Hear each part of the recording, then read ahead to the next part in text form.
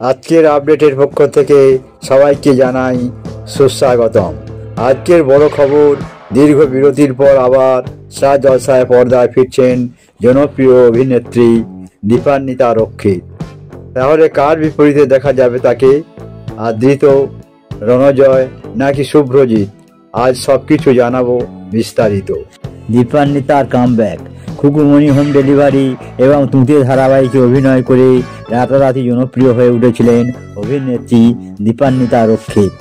সর্বশেষ তাকে দেখা গিয়েছিল সান বাংলার ধারাবাহিক মঙ্গল বইমা শীতলাতে। তারপর প্রায় 2 বছর ছোট পর্দা থেকে দূরে ছিলেন তিনি, কিন্তু এবার সেই বিরতি ভেঙে নতুন রূপে আবার ফিরছেন তিনি এবং এন্ট্রি হচ্ছে স্টার জলসার একটি নতুন এসএফএফ ধারাবাহিকের মাধ্যমে। সিরিয়ালের নাম এখনও ফাইনাল হয়নি, তবে অভ্যন্তরীণ সূত্রে জানা গেছে নতুন এই শোয়ের লুক টেস্ট প্রায় সম্পন্ন। তবে প্রোমো শ্যুট এখনও বাকি, অর্থাৎ গল্প চরিত্র সব ঠিকঠাক হলেও নায়কের নির্বাচন এখনও ঝুলে রয়েছে। সিরিয়ালটির নায়ককে 3 জনের নাম নিয়ে জল্পনা তুঙ্গে।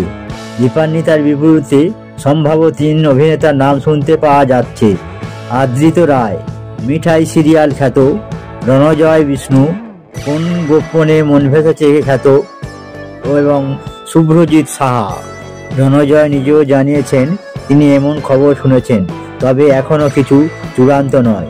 তিনি আবার ছোট পর্দায় ফিরতে ইচ্ছুক, কিন্তু ভালো স্ক্রিপ্ট হলে তবেই কাজ করবেন। অন্যদিকে আদৃত ও শুভ্রজিতের বিষয়ে এখনও কোনো অফিসিয়াল ঘোষণা নেই, কেন এখনও নায়ক নির্ধারণ হয়নি। খবরে জানা গেছে যদিও লুকসেট সম্পন্ন, তবে শেষ মুহূর্তে অনেক সময় অভিনেতার পরিবর্তন ঘটে যায়, তাই নির্মাতারা এখনও কাউকে চূড়ান্ত ঘোষণা করতে চান না। এখনও পর্যন্ত প্রোমো শুটিং হয়নি, ফলে চূড়ান্ত নায়ক কে হবেন তা নিশ্চিত বলা যাচ্ছে না।